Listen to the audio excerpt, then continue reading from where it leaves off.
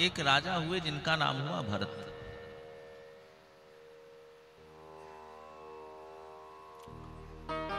भरत जी ने अपने पुत्रों को राज्य समर्पित कर दिया, वृद्धावस्था आ गई, त्याग कर दिया राज्य का, जैसे कि मनु इत्यादि ने किया था। वंश परंपरा के संस्कारों को पालते हुए श्री भरत जी ने पूर्ण रूपेण त्याग के मार्ग को अपनाया और अपने राज्य का परित्याग करके पुत्रों को दे करके सौंप करके और आगे कहा गंडकी नदी के तट पर एक पर्ण कुटी बना ली, पत्तों की फूस की एक कुटिया बना ली और उस कुटिया में श्री भरत जी महाराज रह करके एकादशी का व्रत करने लगे, साधना करने लगे, जप करने लगे। जीवन बीतने लगा, सब कुछ त्याग करके आए हैं, इसलिए सहज वैराग्य है। कंदमूल फल पा लेते हैं, प्रभु का गुणगान करते हैं, प्रभु का नाम जप करते हैं, समय बीतता जा रहा है। एक दिन की बात है, श्री भरत जी महाराज प्रातःकालीन बेला में नदी के ओर मुख किए हुए बैठे थे और ध्यान कर रहे थे, नेत्र बंद था। और भरत जी के सन्निकट में ही नदी की धारा बह रही थी, गंडकी नदी की। नदी का किंचित जो जल का कलकल नाद था वो भरत जी के मन को और शांत कर रहा था और भरत जी अपने ध्यान अवस्था में विराजमान थे। और इतनी देर में उसी नदी के तट पर एक हिरणी आ गई। भरत जी के सन्निकट आकर के पवित्र जल बह रहा था तो वह हिरणी महाराज अपना मुख उस जल में लगा करके जल का पान करने लगी, पीने लगी। हिरणी गर्भवती थी, गर्भकाल परिपूर्ण होने को था और उसी स्थिति में उस हिरणी के पीछे जो वन क्षेत्र है, जो वन प्रांत है, जो जंगल है, उस जंगल में बिल्कुल आश्रम से लगा हुआ उस जंगल से बाहर एक सिंह आ गया। सिंह बड़ा प्रसन्न हुआ, देखा सामने नदी बह रही है, हिरणी जल पी रही है, हिरणी गर्भवती है। सिंह को लगा कि इससे अच्छा अवसर क्या होगा। क्यों? सिंह का एक दोष होता है, सिंह उद्यम तो एकदम से करता है लेकिन निरंतर नहीं करता। सिंह दौड़ाता है, एकदम से प्रहार करता है, प्रसार करता है, अटैक करता है, लेकिन रेगुलर नहीं रहता। कभी देखो शिकार के पीछे दौड़ेगा, थोड़ी देर दौड़ेगा, शिकार अगर जहां दूरी बढ़ने लगी तो सिंह छोड़ देगा। सिंह थोड़ा आलसी होता है, जब बहुत भूख लगती है तभी हिंसा करता है, शिकार करता है। तो आज सिंह ने देखा कि सामने नदी है और इसके इधर मैं खड़ा हूं, बीच में हिरणी है, ये जाएगी तो कहां जाएगी। बिना श्रम के केवल एक प्रहार में इसे दबोच लूंगा, पकड़ लूंगा। थोड़ा प्रसन्न हो गया और प्रसन्न होकर के सिंह ने गर्जना कर दी हिरणी को देख करके। और जैसे ही सिंह ने दहाड़ा गर्जना करी तो भरत जी के नेत्र खुल गए। भरत जी दृष्टा बन गए इस घटना के। और जब दृष्टा बन गए तो भरत जी ने देखा कि सिंह ने पीछे से हिरणी के ऊपर प्रहार कर दिया, कूदा हिरणी को पकड़ने के लिए।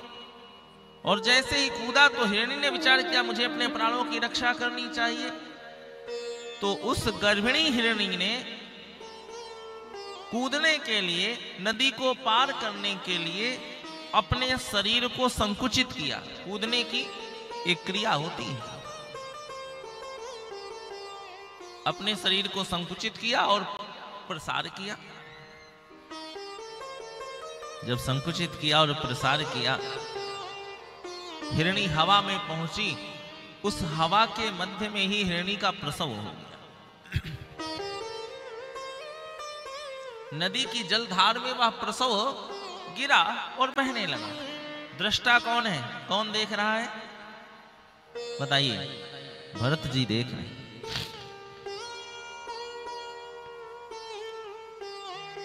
हिरणी तो गिर गई जल में और मर गई।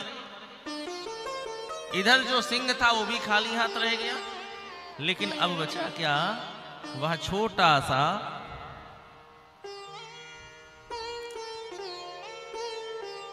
जो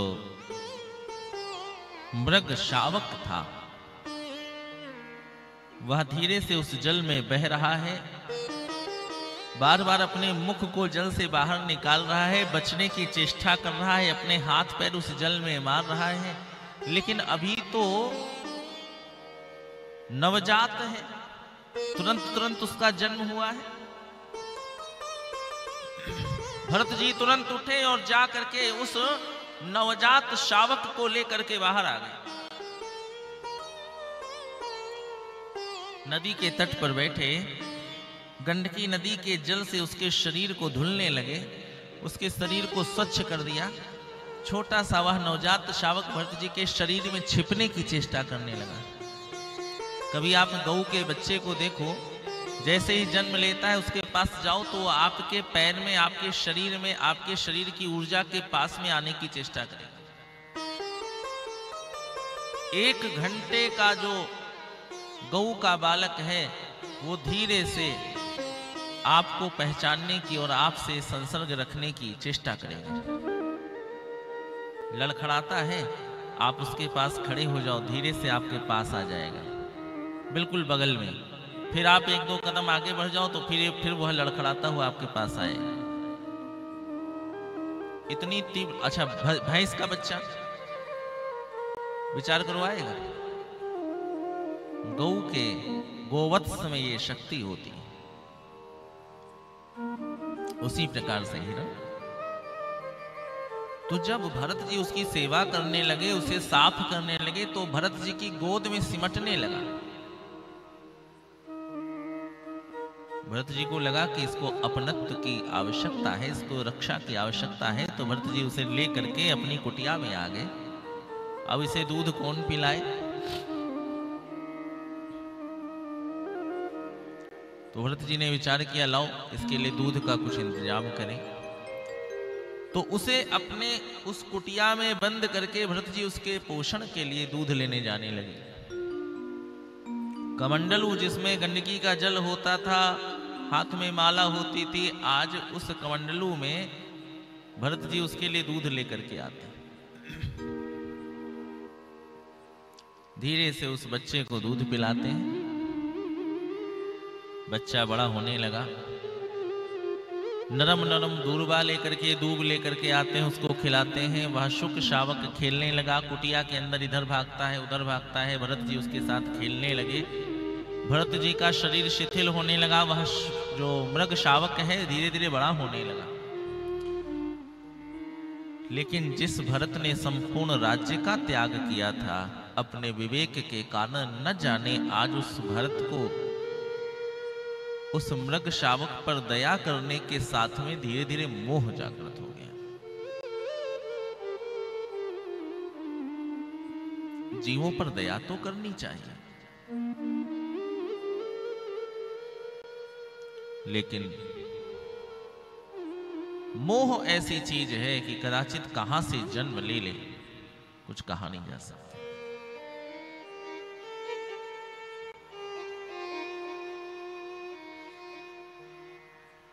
तो प्यारे, भरत जी उस बालक के प्रति मोहग्रस्त हो गए। बालक थोड़ा बड़ा हो गया। धीरे धीरे वह उस कुटिया के चारों तरफ घूमने लगा, खेलने लगा। भरत जी उसके पीछे ध्यान रखते हैं कोई सिंह ना आ जाए, कोई जंगली जीव ना आ जाए, किसी की दृष्टि इस पर ना पड़ जाए, कहीं ये चला ना जाए। और जो भरत के जीवन का साधना समय था वो इन सब में निकलने लगा। और अंततो गत्वा एक दिन भरत जी के अंत काल, प्रयाण काल, अंतिम क्षण आ गया। और जब अंतिम क्षण आया तो भरत जी के शरीर में ज्वर हो गया, बुखार हो गया, और भरत जी महाराज अपनी कुटिया में अंत समय में कुशा बिछा करके और उसके ऊपर लेट गए। पता है कि अब मेरा अंतिम समय है। वह मृग शावक आया, भरत जी के सिर के पास बैठ गया और अपने खुरों से भरत जी के सिर को सहलाने लगा। अपने छोटे से मुख से भरत जी के मस्तक को बार बार सूंघने लगा और भरत जी को उसके प्रति महामोह।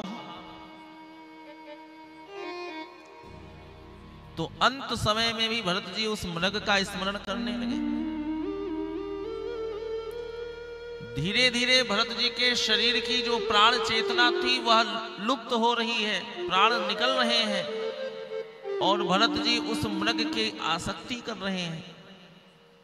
इतनी देर में कुछ हवा का झोंका आया, द्वार खुल गया कुटिया का, और जैसे ही उस मृग ने देखा कि बाहर द्वार खुला हुआ है और बाहर बहुत से उसी के जैसे जीव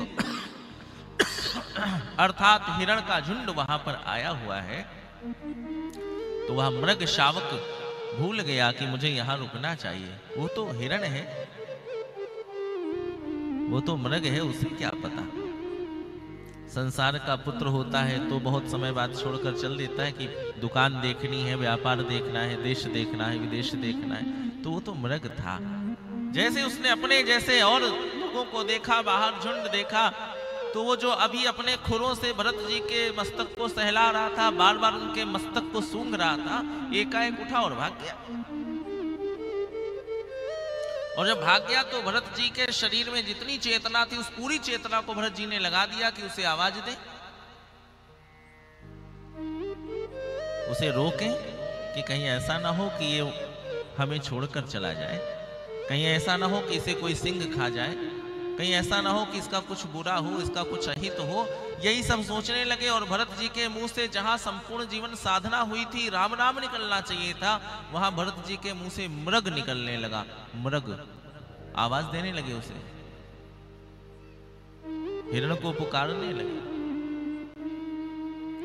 और अंत समय में भरत जी का मन और भरत जी की वाणी मृग में लग गई। प्राण की अंतिम श्वास उसी समय निकली। चिंतन मृग में, क्रियात्मक रूप से जब पुकारना है भगवान को तो पुकार लिया मृग को। और भगवान का सबसे सहज सिद्धांत है, सबसे अटल सिद्धांत है कि जीवन में अंत समय के लिए तैयारी कर लो। अंत समय केवल भगवान का नाम ही लेना चाहिए।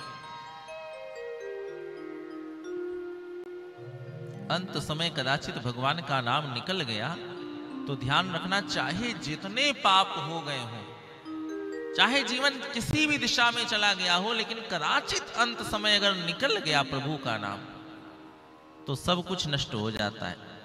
त्वरित तुरंत मोक्ष होता है।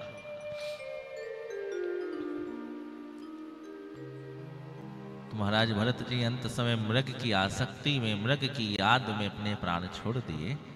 और सूत्र है अंते मति सा गति। अंत समय में जो मस्तिष्क जहां पर रहता है जीव वही बन जाता है। अगर स्त्री का चिंतन करते हुए प्राण निकले हैं तो ध्यान रखना अगले जन्म में स्त्री बनना पड़ेगा।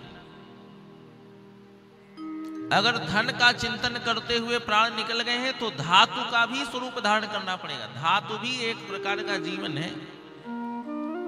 ये जो पत्थर होते हैं, इन पत्थरों का जीवन होता है। ये जो बादल है ये जीवन है। ये जो जल की बूंद है ये जीवन है। ये हमारे आपके लिए भी जीवन है और ये स्वयं में भी इसका एक जीवन है, एक अस्तित्व है।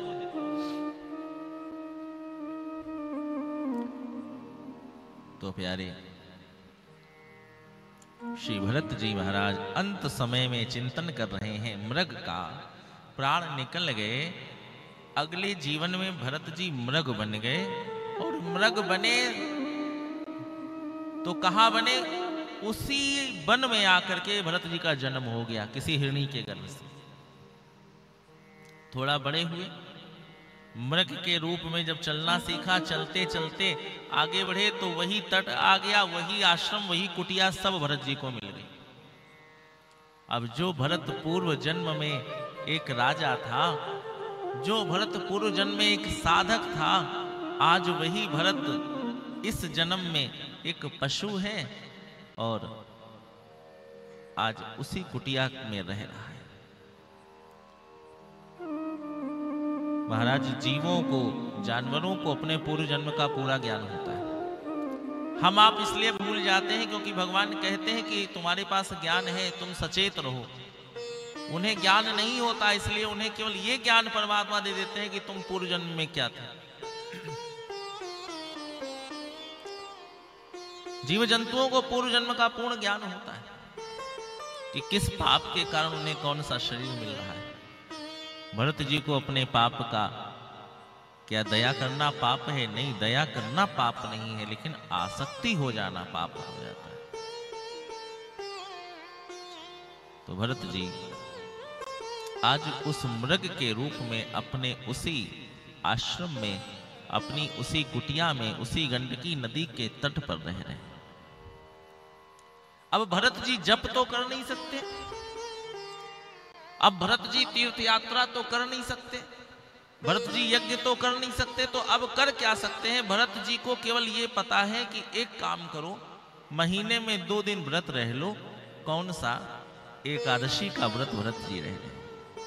एकादशी के दिन मृग स्वरूप में वह भरत की जीवात्मा दूर्वा भी नहीं खाती, गंडकी के जल को भी नहीं पीती है। एकादशी के दिन निर्जला व्रत वह मृग कर रहा है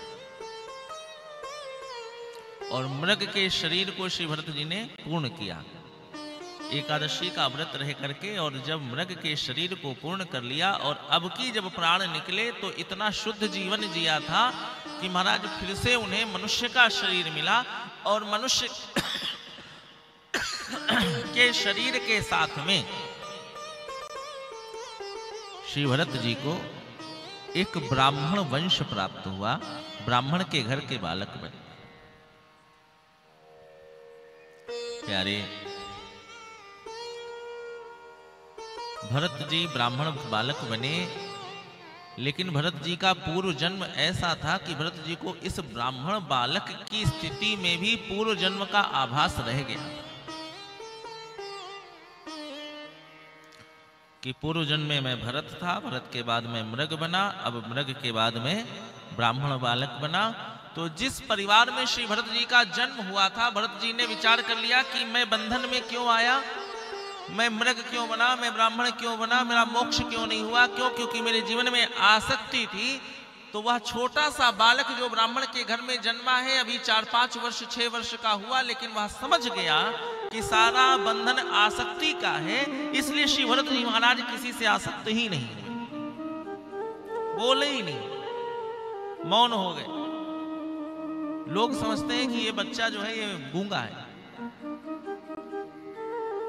चलो कोई बात नहीं, लेकिन जब भरत जी और बड़े हुए तो भरत जी के काम ऐसे हैं कि लोगों को लगता है कि ये पगला है। थोड़ा भरत जी और बड़े हुए, 15-16 वर्ष की आयु हो गई, तो भरत जी को सब बौरा समझने लगे कि ये बौरा है। कोई भरत जी को कोई काम बता दे, कोई भरत जी से कुछ कह दे, तो भरत जी के ऊपर उसका कोई प्रभाव नहीं। माता पिता ने भोजन कराया, किसी प्रकार से रक्षा करी भरत जी की, लेकिन माता पिता कब तक? एक दिन माता पिता का शरीर शांत हो गया। अब तो जो उसके भाई थे, भरत जी उन्हीं के घर में रहने लगे, तो भाई उन्हें काम देने लगे कि जाओ ये करो वो करो। अब भरत जी 2-4-10 महीने जब कुछ नहीं किए, तो धीरे से भाइयों ने विचार किया कि इनकी सेवा कब तक करेंगे, इन्हें प्रकृति के सहारे छोड़ दो, संसार के सहारे छोड़ दो। तो एक दिन भाइयों ने दरवाजा बंद कर दिया कि तुम भी जाओ। भरत जी घर छोड़ करके चल दिए। अब भरत को सब बौरा कहते हैं। जो विद्वान थे, जो संत थे, तो जो ऋषि थे, जो महात्मा थे, वो भरत को देखते हैं तो कहते हैं ये तो परमहंस है, ये तो जड़ है। तो भरत जी का नाम पड़ गया जड़ भरत। इसके ऊपर कोई प्रभाव नहीं, ना हंसता है, ना रोता है, ना गाता है। कुछ मिल गया तो खा लेता है, नहीं मिलता है तो कहो 15-15 दिन तक भरत जी कुछ ना पावे और महाराज चलते रहे इधर उधर।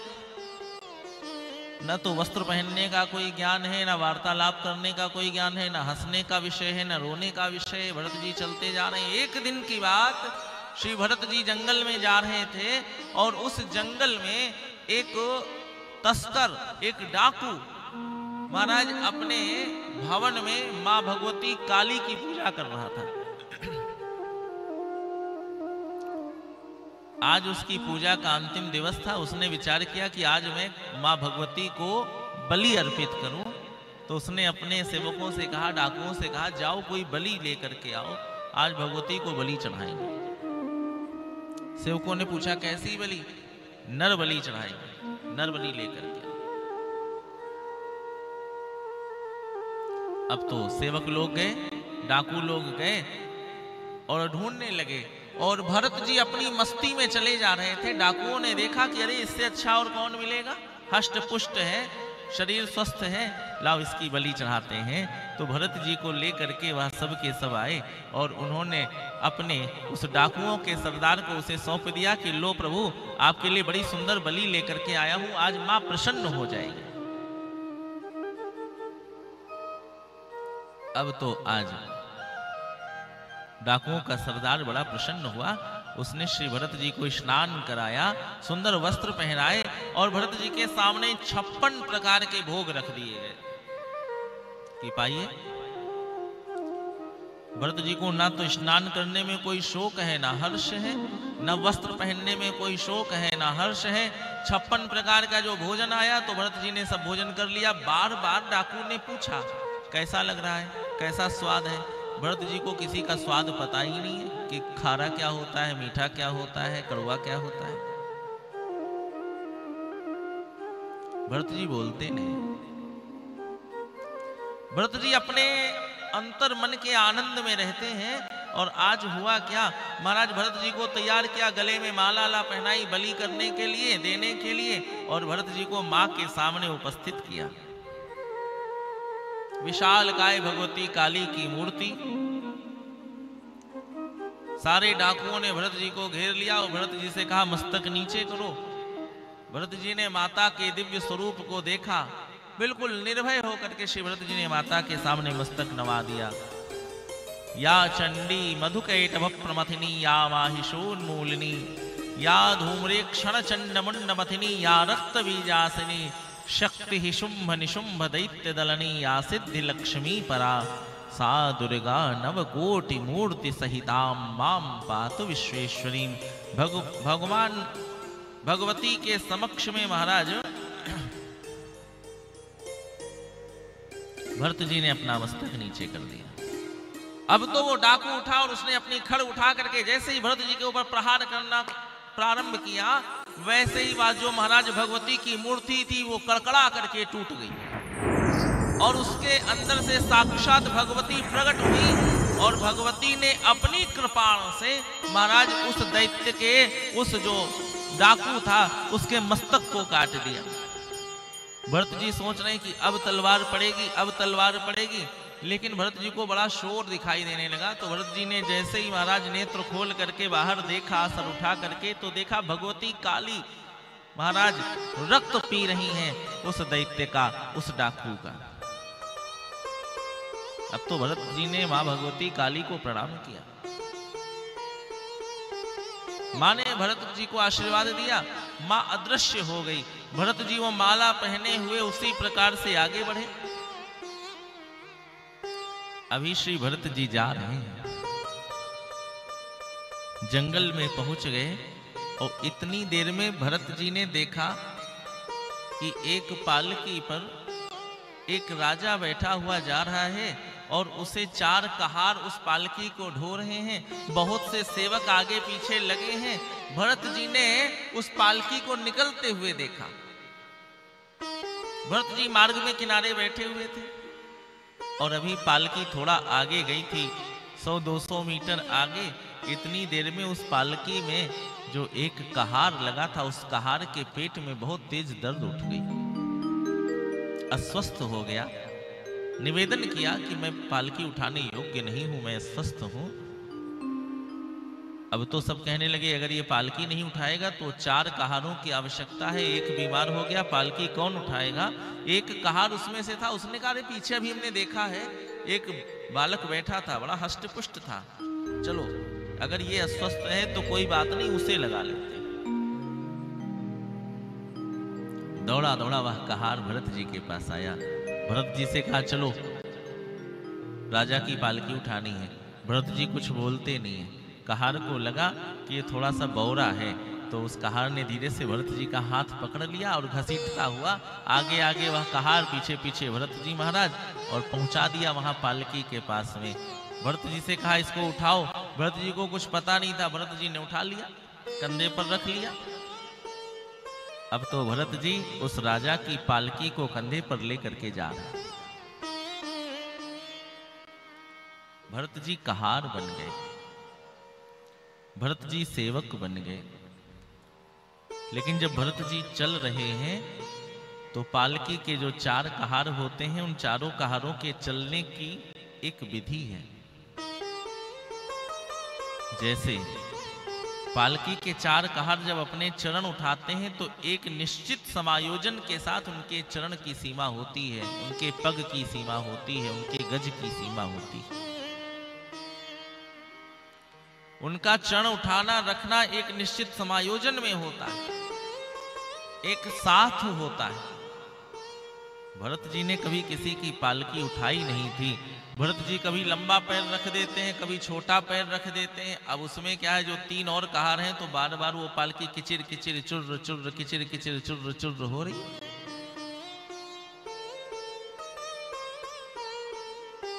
और जब पालकी बार बार चुर्र चुर्र किचिर किचिर हो रही तो उसके अंदर जो बैठा हुआ राजा है उसके शरीर की जो गति बनती है, मूवमेंट बनता है, वो मूवमेंट अव्यवस्थित हो रहा है। जैसे कभी आप ध्यान से देखो, हाथी के ऊपर जो बैठा होता है उसके शरीर का एक निश्चित मूवमेंट होता है।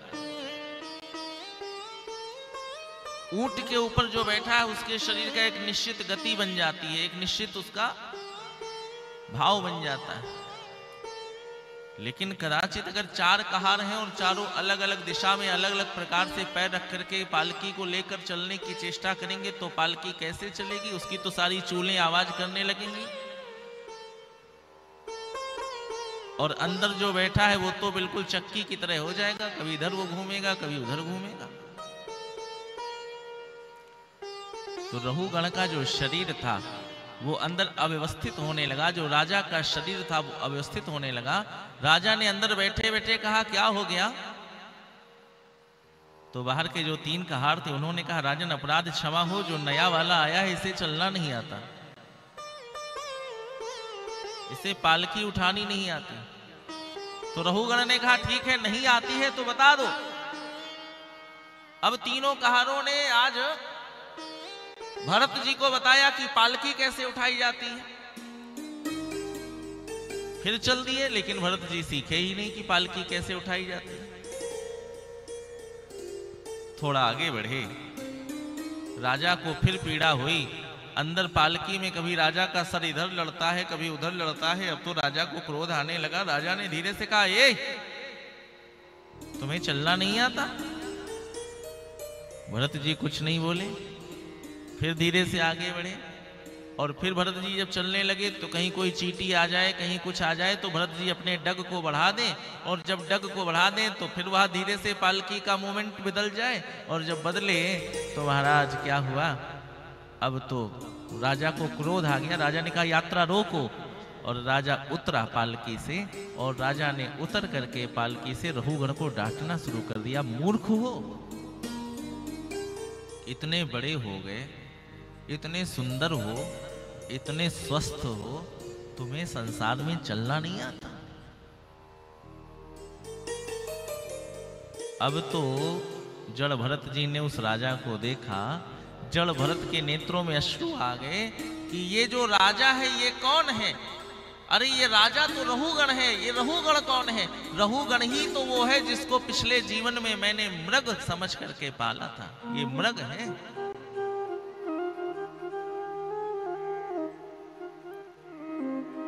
जड़भरत जी विचार करने लगे कि मैंने जिस मृग को पाला था वो मृग तो राजा बन गया, वो मनुष्य बन गया, लेकिन मेरा संग उस मृग से हो गया था, इसलिए मैं मृग बन गया।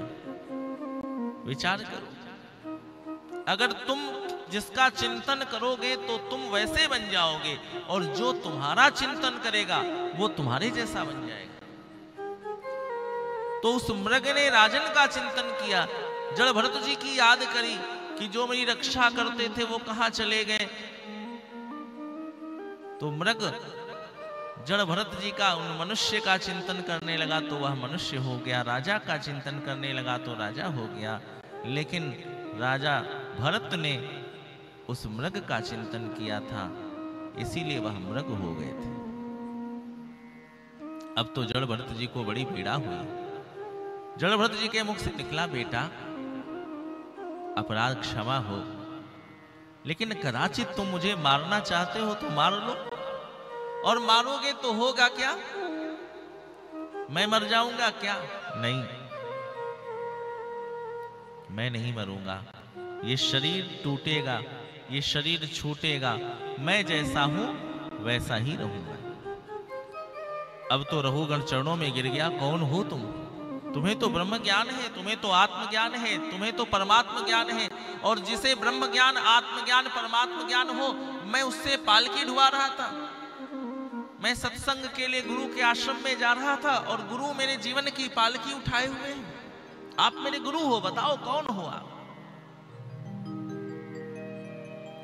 तब तो बताया कि बेटा मैं भरत हूं और तुम मृग थे, मैं मृग हो गया, तुम राजा हो गए। सारी कहानी बताई, और फिर उसके उपरांत रहुगण का और जड़भरत जी का दिव्य संवाद हुआ। रहुगण ने जड़भरत जी से दिव्य ज्ञान प्राप्त किया। रहुगण ने अनेक प्रश्न किए और जड़भरत जी ने उन सारे प्रश्नों का समाधान दिया। विभिन्न प्रकार के दिव्य ज्ञान से युक्त प्रश्न हुए। जीव को क्या करना चाहिए, जीव को किस प्रकार जीना चाहिए? भरत जी ने कहा, बेटा जिस जीव ने, जिस मनुष्य ने अपने कानों से भगवान की कथा नहीं सुनी, ध्यान देना, उसके कान सांप के बिल के समान।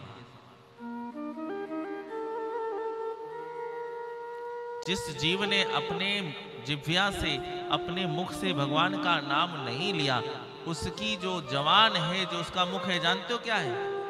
उसकी जो जीभ है क्या है? मेढक के समान।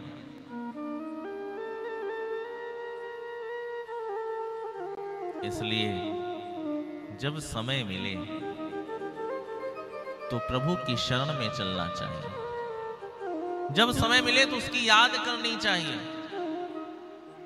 और जब कभी ऐसा लगे कि हमें याद तो तुम्हारी आती है लेकिन मैं तुम्हारे पास कैसे पहुंचूं, तो भगवान से खुद पूछो, खुद पूछ लो ना, किसी दूसरे से मत पूछो, उसी से पूछो कि मैं तुम्हें कैसे भजूं। हे प्रभु मुझे बता दो